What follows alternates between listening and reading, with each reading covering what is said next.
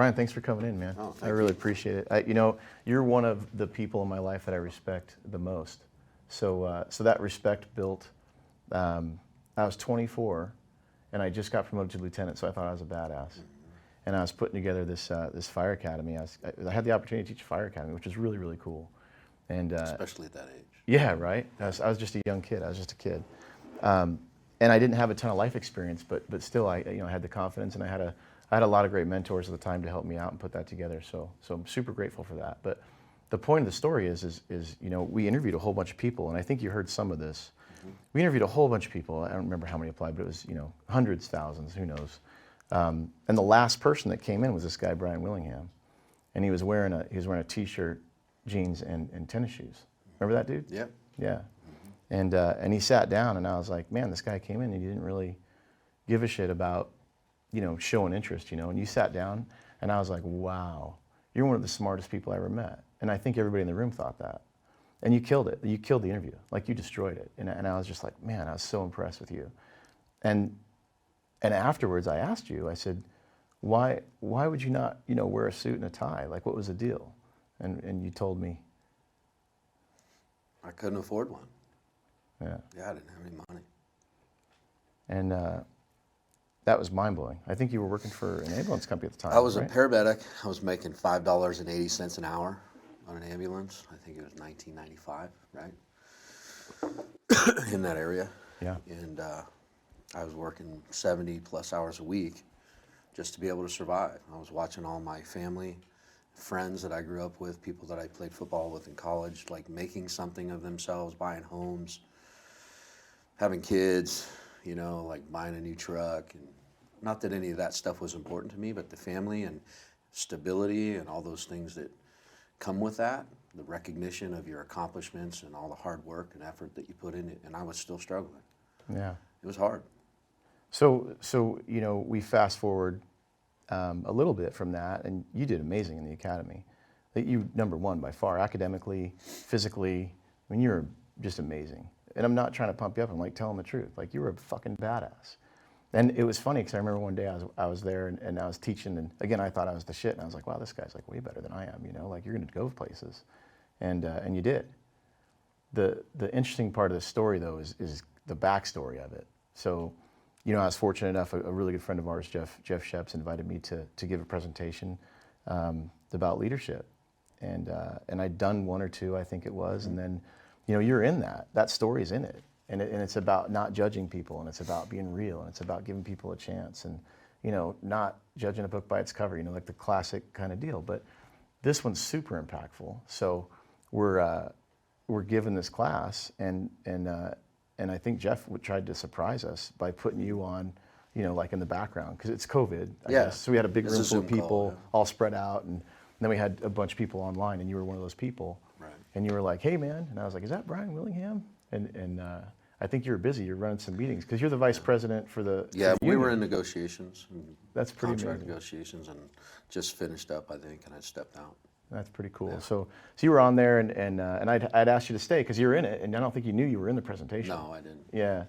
So I put up this picture of your family, your wife and your kids and you, and you're all, I think it was a Christmas picture, right? I stole it off of Facebook and I put it in my presentation, so I plagiarized it, whatever. Yeah. You need copyright money for that. Yeah, it was a family photo. Right. Yeah. And that was a huge deal, because I think you started crying. Yeah.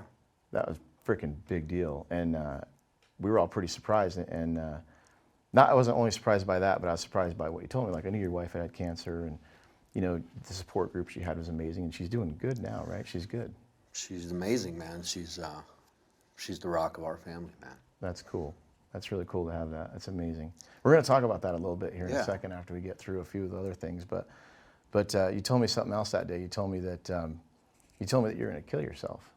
After the day that I interviewed you, you said that you're going to go kill yourself. Is that? Yeah, that's crazy, man.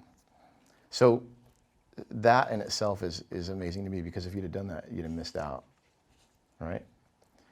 And I didn't mean to bring it up to make you upset, but that's some crazy shit, dude. And I didn't know. You told me I saved your life that day, and I didn't save your life. You did. But I remember when you said that, not only was I surprised, but I think everybody else was incredibly surprised, not only by what you said, but by, like, I mean, I think literally, no bullshit, you could have cut the air in that room with a knife, dude. That was crazy. And you said some other things after that, but you know, if you want to share those, you can. Yeah. But that was a big deal, and I know there's some other people in your life that really helped you out too. But I guess the point is that you've had some incredibly traumatic things where, you know, you thought that was the answer, and thank God you didn't. You know, but what's surprising me and what's so powerful is that you didn't quit ever, and you just kept going.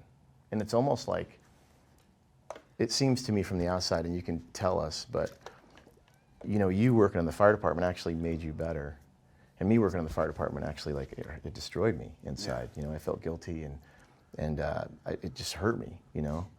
But you, it really helped. So if, you know, you can share some other stuff or whatever you want to share, but I think your story is really impactful because, you know, people need to know, like, there's a place to go. Sure. And people need to know that, you know, if they wanted to send a message to either of us anytime, anywhere, we'd do another one of these shows and talk about it anonymously. Yeah. They don't have to say their name, they don't have to say shit. But, you know, people to carry around that kind of stuff for all those years, because you carried that secret from me for 25 years? Yeah, and I didn't share that until that day, really. Really? Yeah. So, first of all, like, I got most emotional on that phone call talking to you because I appreciated your help. And you flashed a picture of my wife before her cancer, right? So every time I see that picture, even in my own home, it sets me straight, you know. My wife had a form of cancer that was really aggressive. So it was what they call a triple negative breast cancer. And in November of 2017, it was the size of a jelly bean, and in less than 5 weeks, it was the size of a baseball, literally.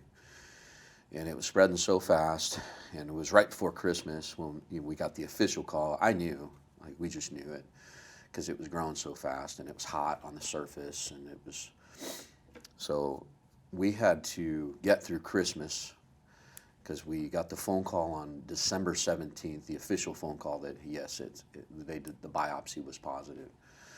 So there was a period there where we had, you know, we got 5 kids. I got 3 girls, my wife has 2 boys, and we're a combined family, and it was on the, you know, the eve of Christmas, basically, and we're like, we're not gonna ruin this fucking Christmas for our kids. So, but they knew, like, they were sensing it, right?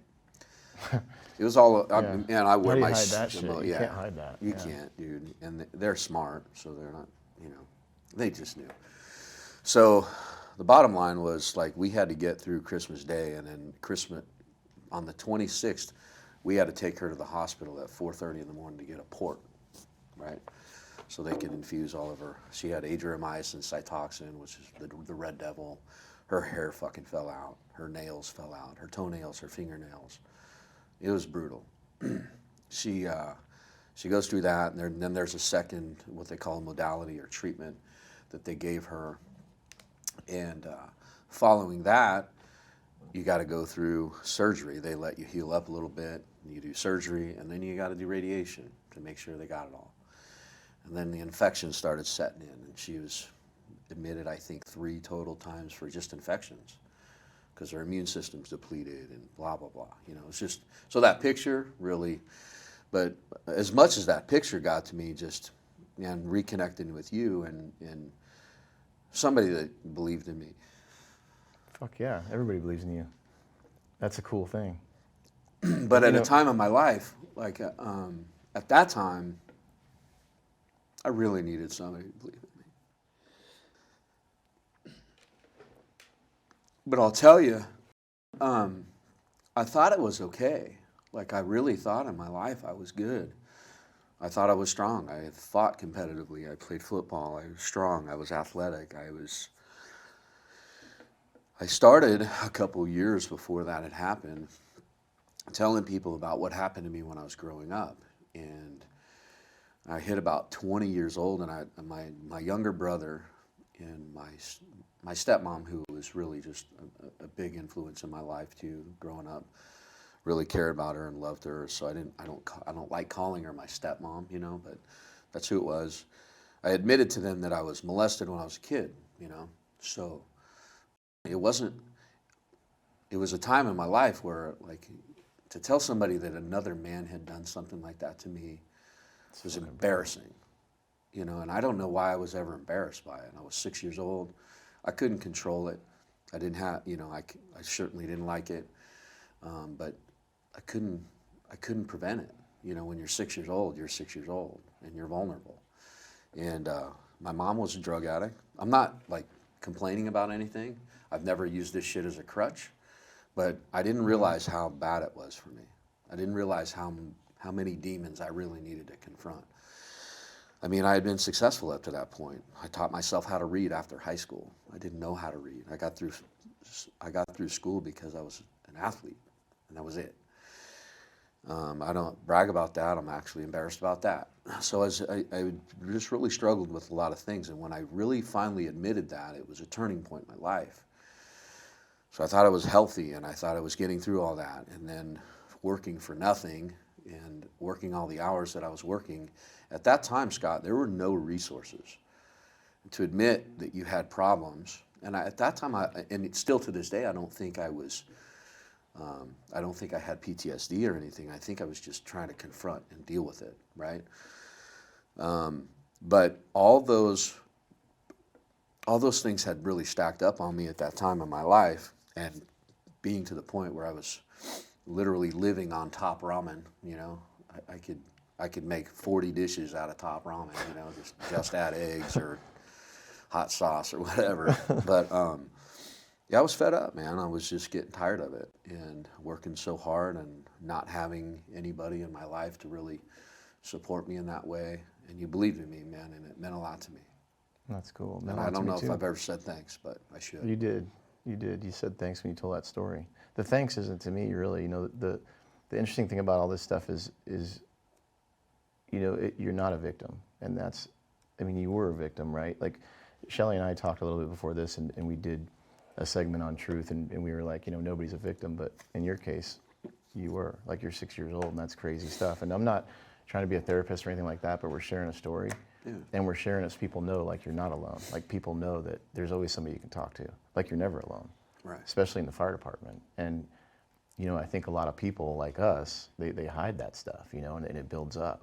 And I think your trauma was more from when you were a kid. Like, you can't compare to that shit. Right. You know what I mean? Whereas mine was probably more from the fire department. You know, I just wasn't made for that, but I didn't know it. And you're right, there was no resources back then, and a lot of people don't think there is now. Yeah.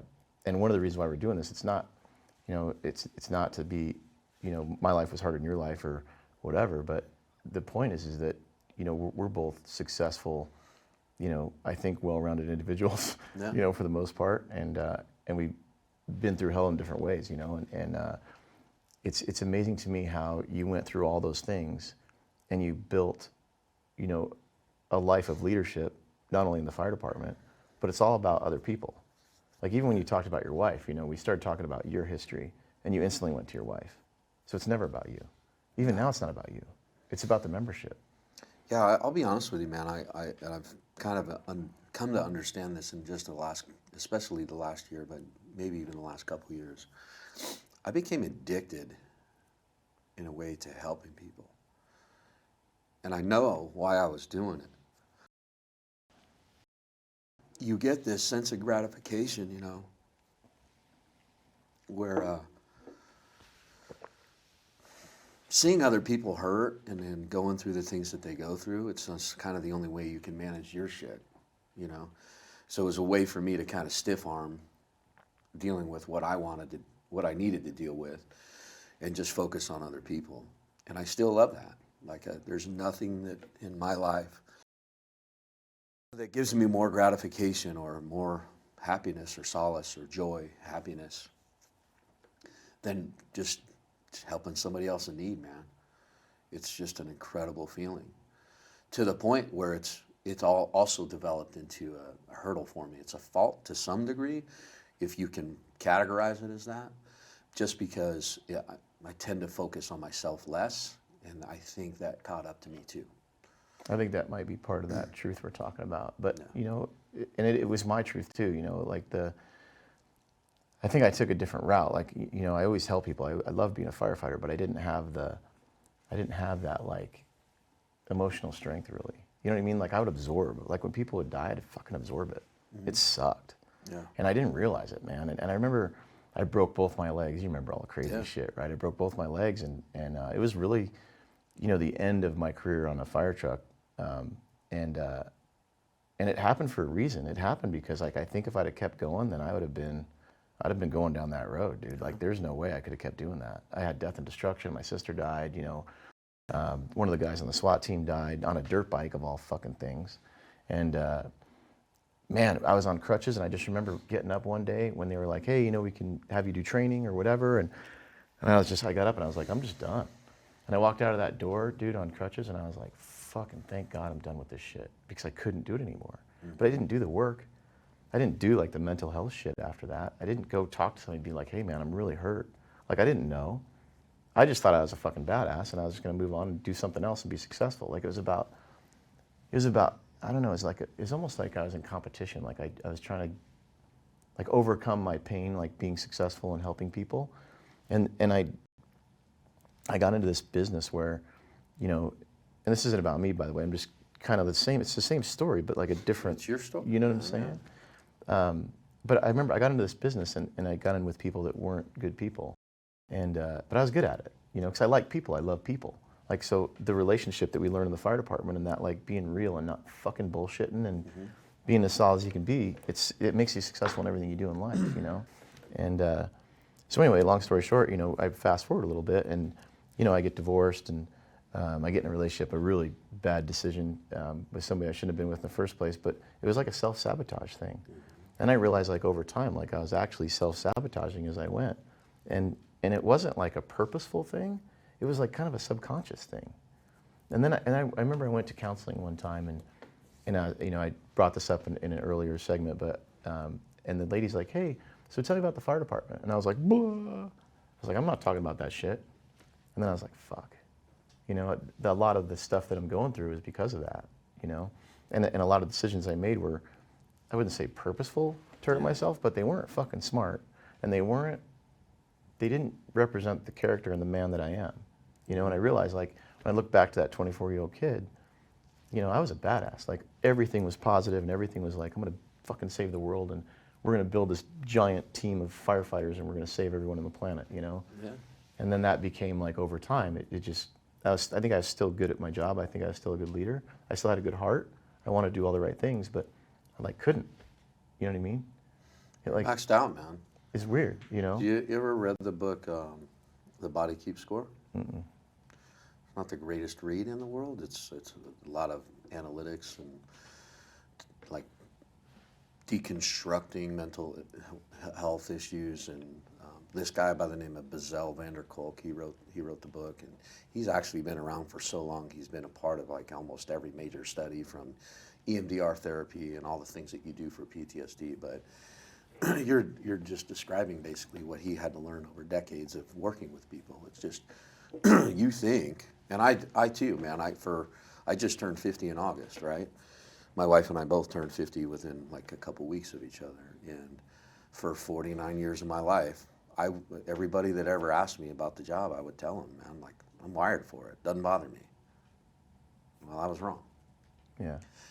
And I don't know, you come in preloaded, right? So you either, no matter what you do in life, you're bringing some things with you, whether you want to call it baggage, or I don't like to call it baggage, but it is to a degree, right? It's whatever you've experienced in your life. In the fire service, you're bringing in all that stuff with you, all your history, whatever it was, and everybody's got it. Like, because you're right, it's not a competition. It's not, hey, the guy in the military had an IED blow up next to him, and 8 out of 9 people in his platoon died, right? That's a bad deal. Right. We don't see that. Like, that didn't happen to us. Right. So we have this tendency to go, yeah, but I'm not him. Right. But you are, because if you think about the military even, there's like I read a stat one time, it's like 95% of the people in the military, and I'm the biggest fan of the military in the world. Absolutely, most of we all them are. Like support positions. They're never on the front lines. Every firefighter, every police officer is on the front lines every day. You're going to see something. Worst call of my life, man. 7-year-old girl. She was raped and stabbed 13 times, and she's not breathing well when we got there, and we're patching her up. And to this day, man, like, It's right there. Vivid. Like I could see it, I could smell it. Your olfactory senses are really connected to your memory. I can every time I smell this certain candle, like, bam. I'm like that when I eat spaghetti. Right. I'm not kidding. Really? Yeah, yeah. Like Your house? yeah. Like if I don't eat spaghetti anymore, really, it's like the sauce on the spaghetti. I remember, just a bunch of calls, like people would die or, they get torn apart or whatever. And I just remember one, like there was spaghetti on the ground, like the guy got almost torn in half, and there was fucking spaghetti on the ground. I just remember that smell. Yeah. But it's not like you're saying. It's not a competition, man. It's like it's yours. It's yours, right? But it could be anything. Is the thing, and this isn't just about like military or firefighters or police officers. It's about everybody. And the thing is that most people don't even get like that. They, you know what I mean? You have an issue or whatever until you're in a relationship or you have something happen that's like you don't hit rock bottom necessarily, but you have this like, I don't know, an epiphany or an awareness or an awaken or whatever. And I wish I'd have known this shit when I was fucking 24, because that'd be the first class I'd have taught. Is, hey, guess what, everybody? This stuff's gonna build up, and you got to do your dirty laundry. And they told us that. I think they used to tell us that, like, oh, you got to do your dirty laundry. I was like, what the fuck does that mean? You know what I mean? Like, oh, I got to talk about this call, or like we go have drinks and whatever. Or I go race my dirt bike and do stupid shit. Like, I didn't know what that meant. I didn't know what it meant. And it means processing. And it means like forgiveness, and it means like, just understanding it's not your fault, right? Like you're there to help. Yeah. So one of the ways I got here is that story, what happened in that room that day was a big deal. And I didn't realize like how many people need help and how many people, like I said, I'm just a channel, I'm just a messenger. I'm not gonna diagnose, I'm not gonna fucking tell anybody what to do, but just making people aware of what's going on in their life and maybe some of the reasons why some things might be happening is huge, right? And I find myself, fucking stop on the side of the road to help somebody with a flat tire or whatever. And I've always had this like really super blessed life where no matter what happened, like I'd break down in the middle of the desert and there'd be some dude to come help me. And it would always pay back, Right. and this is like my way of giving back. Like I have to do it. This is what I'm supposed to do, for sure. And it's not like a save the world thing. It's just like I just know there's a need for it. And I just know that for whatever reason, I don't know why, but I'm good at it. Like I can bullshit till the end of days. We know that, right? And I just talk. And it seems to work. So anyway. But the timing of it, I have to tell you, man, I'm so proud of what you're doing on a personal level, but more on a professional level too, because I represent 2,600 folks in our union, and they're some of the most important people in my life that I care about so much. And not to get crazy, but you know what the R naught factor is? It's the rate of exponential spread for a pandemic, for virus contagions. Okay. We're in a pandemic, right? Right. I view this stuff like it's not contagious. PTSD is not contagious, but there's been such a parabolic, exponential increase or rise in cases, in especially public safety. My heart breaks right now for nurses, right? You and I know as paramedics, we respond on a call, you're cleaning it up in less than 30 minutes. You drop them off. You dump. You're like, take this. Yeah, like, smart people. We don't know what, we've done everything we know how to do. Now you guys handle this This shit. person needs a knife, Yeah, right? we're gonna Like go eat. put them in a surgery center. Yeah. And I'm not laughing in that No, way, but it's it's like true. really. But I actually thought for years that that's what keeps us. Right. That's the barrier, right? Like we don't get emotionally connected, but we did, especially on specific ones where you, like for me, the trigger, because I was molested and abused. I'd go on a kid, man. I'd want to go after the parent. Mm-hmm. I was ready. Like I was instantly redlined. Right. And I was walking around redlined, 7,500 RPMs all the time. The more things that happened to me, the more I became angry and aggressive, the more assertive and aggressive I became, because I thought, I'm meeting aggression with aggression. I'm going to go after this. What you're doing, man, is you're drawing attention. If you look at the timing of this, look at the NFL, right? The military now has done decades worth of studies on this. Our oldest boy just went into the military. And one of the concerns we had was PTSD. So we're talking to one of the individuals that was helping him for his specific goal in the military, which is a pretty intense goal. I actually am not supposed to talk about it, but He can do it. yeah, but this individual, when I sat him down, I'm like, I'm worried about his PTSD if he's seeing all the stuff that you guys see. He says, hey man, the military has really gone out on a limb, and they preload them before they go out. They get them ready mentally, and then when they get them back, they de-escalate them, and they do a series of things. The NFL now has got, I love what the Indianapolis Colts are doing, kicking the stigma. Pull up some of their videos. There's a guy by the name of Hayden Hurst. He plays for the Atlanta Falcons. He was a pitcher. He developed all this anxiety. He's a giant of a man. We have, you know, on the fire departments and police departments, we have a lot of ex-professional athletes, NFL, Major League Baseball, basketball players. Yeah. So they gravitate to our business, and military does too. So we have ex-military, cops that used to. There's a lot of cops that become firefighters, but there aren't many firefighters that become cops. Yeah. Dude, that's got to be the hardest job joke, ever. yeah. No, it's a true, hard though. job, Actually man. true. That's a I thankless wouldn't want to job. do it. I just really wouldn't. Yeah. But my heart breaks for the police officers and the nurses, especially right now, because they're just the number one killer for police officers right now is COVID. You know, Yeah. so all the things that they're dealing with in society, and then the pandemic, and all the other things. And it's thankless. Yeah, they do it. It Yeah. is, yeah. You know, it's funny.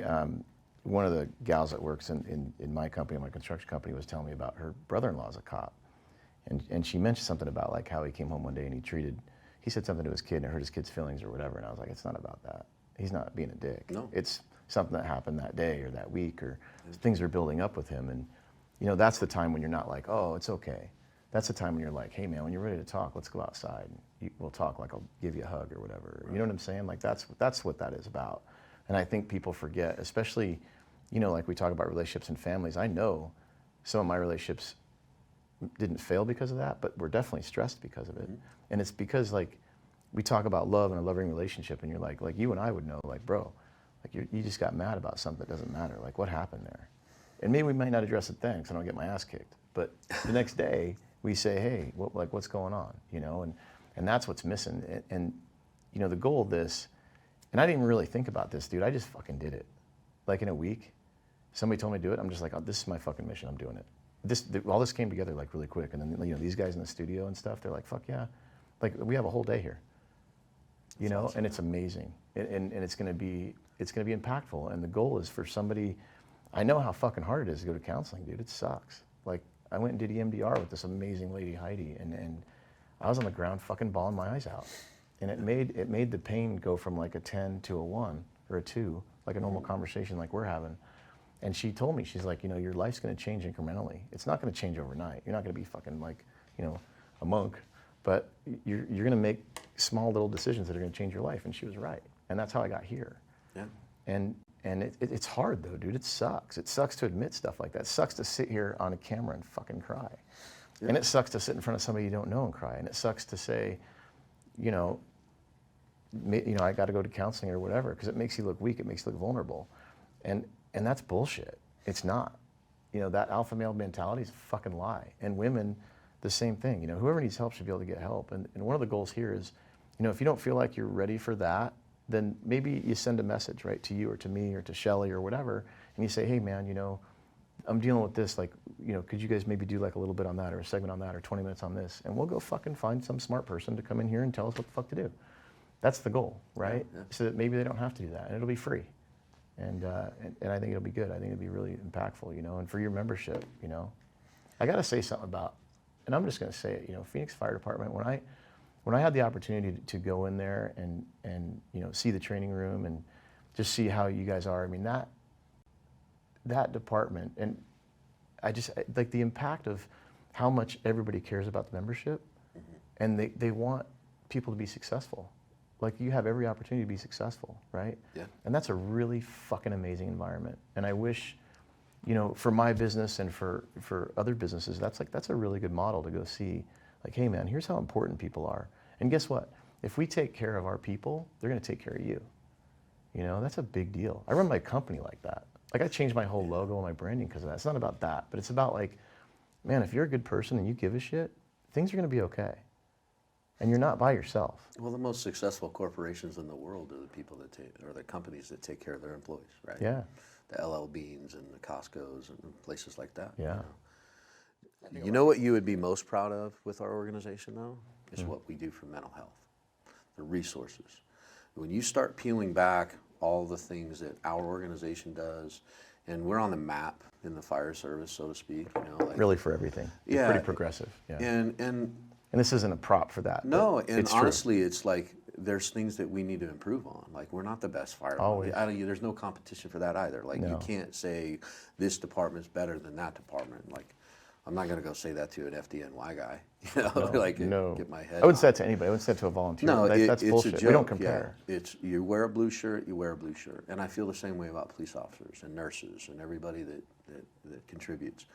But what you would be most proud about our organization, especially, is the effort that we've put into building the resources, and not just our fire department and our union, but even the IAFF. We have an entire center. It's called the Center for Excellence in Maryland. That when an individual is going through this stuff, we ship them out there, and they can stay as long as they want. All their meals are done for them. They're going through counseling every single day. They do yoga, they do exercise, like they do all these different things, and it's incredible. But for me, you can have all the resources in the world, right? And I guess I'll just maybe add a little bit about my healing process. No, please. That's why you're here, man.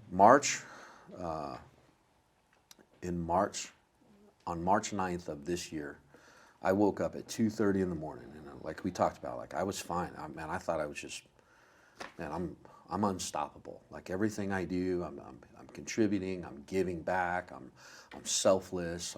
We're raising 5 kids. My wife beat her cancer. A couple of things that stacked up on me that I it was a blind spot. But my brother passed away, a couple of summers ago on July 5th. 2019, and then my wife having healed up, and then in February we put my dog down. That was as brutal as anything I've ever dealt with because we love our dog. But I was cruising, man, and we were handling it. And I'm the go-to guy for my family. I'm the go-to guy for the job in certain circumstances, and I'm the guy that didn't want to ask for help for anybody. Like I want to help other people. I'm that guy, right? 2:30 in the morning, I woke up. I had a freight train running right through the middle of my head, man. I didn't know what was happening. And I'm not talking about like physically, but emotionally, I was in a spiral. I thought I was going to die. It's hard to describe, and maybe you went through this, but I thought, I've got cancer. I'm going to have a heart attack. What's happening? I was scared to death to go to sleep. For 3.5 weeks, I slept 4.5 hours, and that 4.5 hours was like one eye open, waking up every few minutes, because I was terrified, and I didn't understand it. Lo and behold, I had PTSD. I didn't know it at the time, because I was one of those guys, man. I had kind of a macho type of response to that stuff when I heard that somebody else was going through it, and that's what I'm really, truly embarrassed and ashamed of, right? Because I felt that way and kind of looked down on it. That stigma, I had it. And that's sad.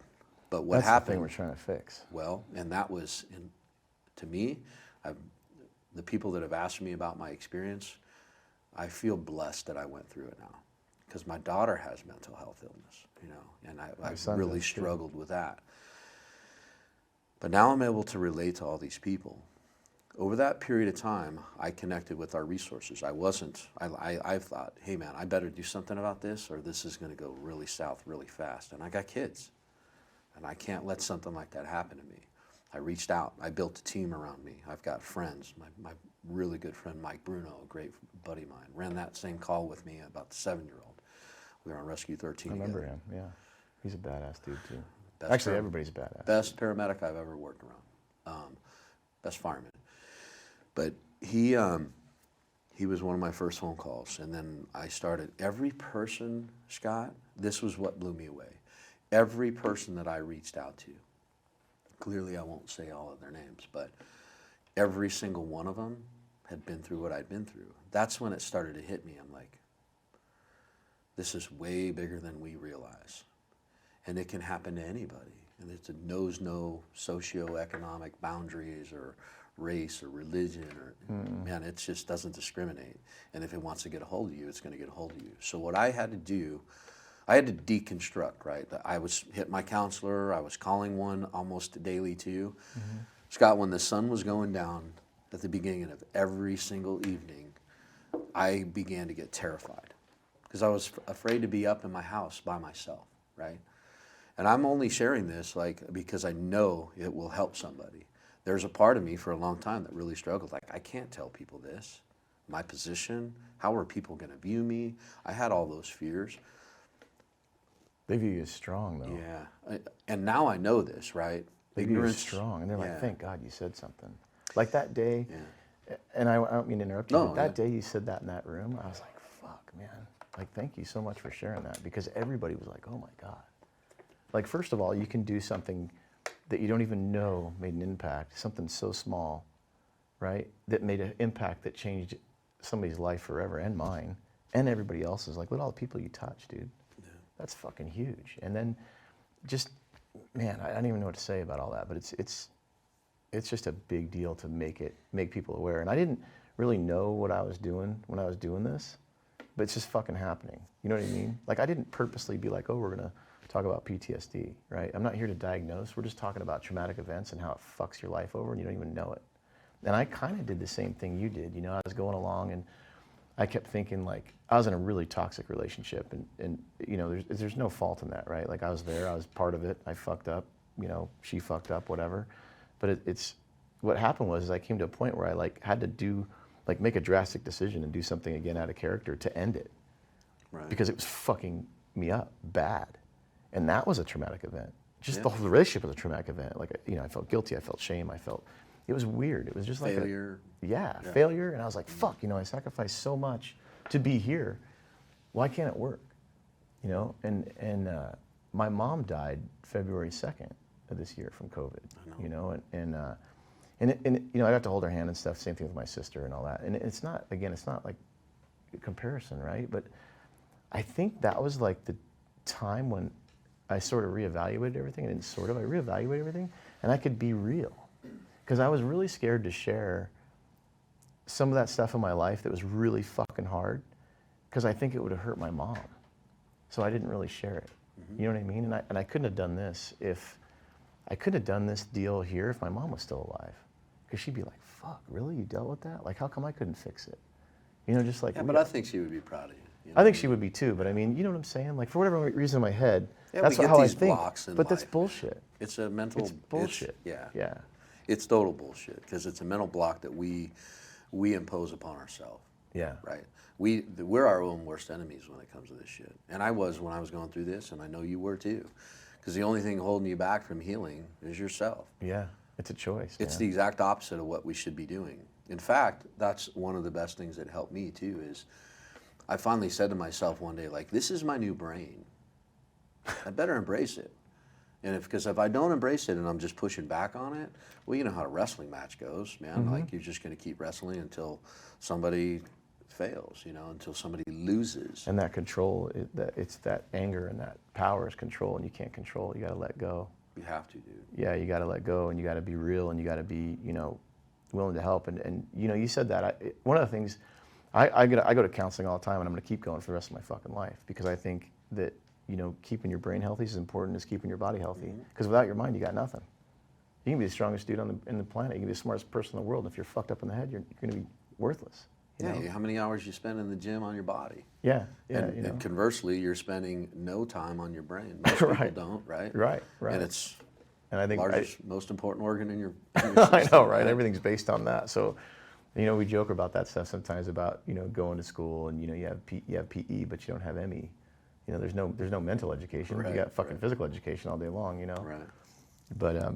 But yeah, you know, the other thing that really was impactful to me is, you know, my son got anorexia. He was diagnosed with that, and I'm like, what the fuck? He's a, you know what I mean? Like, this doesn't work. And that was the first thing they told us. You know, we were in Colorado, and they said, you know, you got to let go. Everything you think about being a parent, you have to let go, because he doesn't think like that.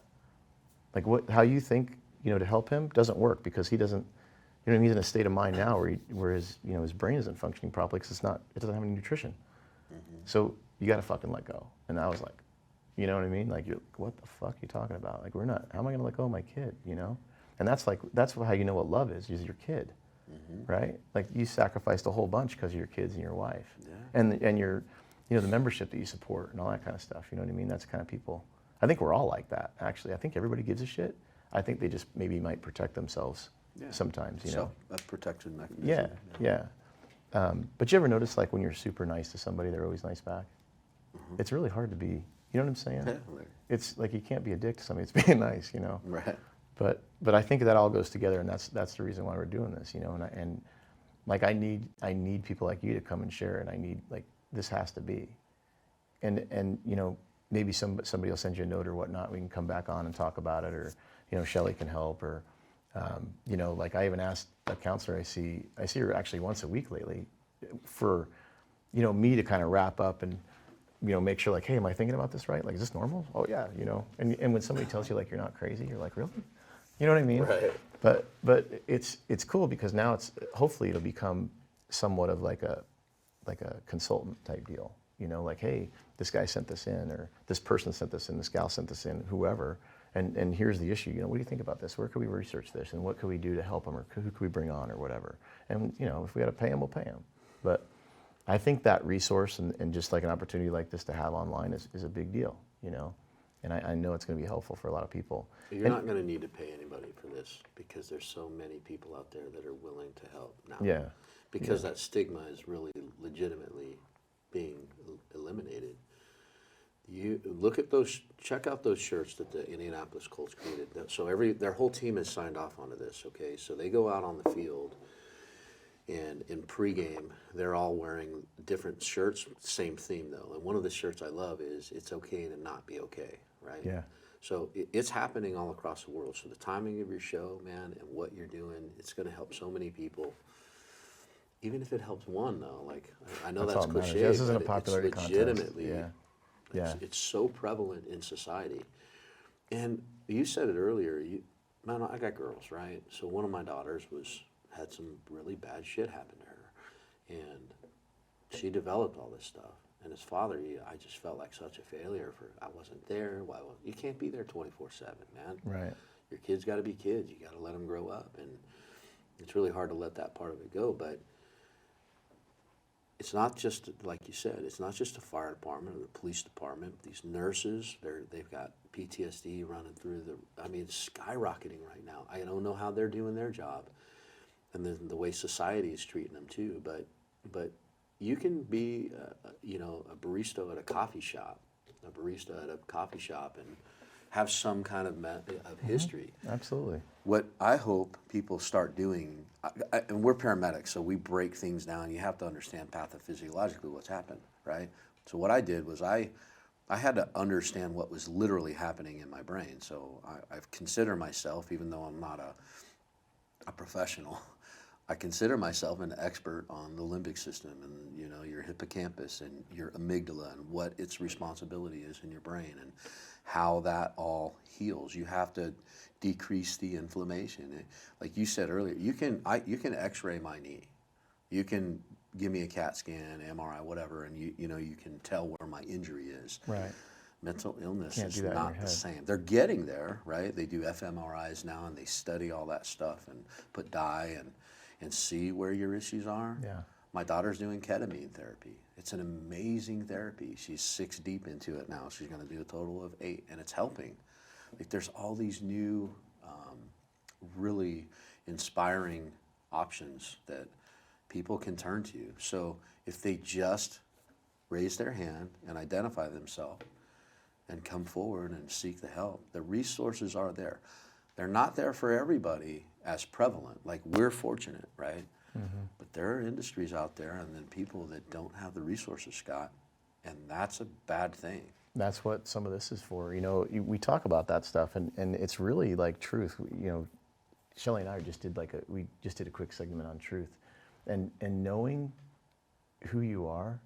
A lot of people protect their image, right? That's part of what the problem with mental health is. They present themselves as this like perfect person, like you and I both did, but you're really not. You're really like broken, and to be like, hey man, the fire department really fucked me up, or my divorce or my breakup or whatever, like it really was stressful and I need to talk about it. Like that's being truthful. Like you have to be truthful with who you are, at least to yourself, and we talked about that in that class. Like at least when you fucking walk through your living room and you kick the table and it hurts your toe and somebody's like, hey, are you okay? And you're like, oh yeah, I'm fine.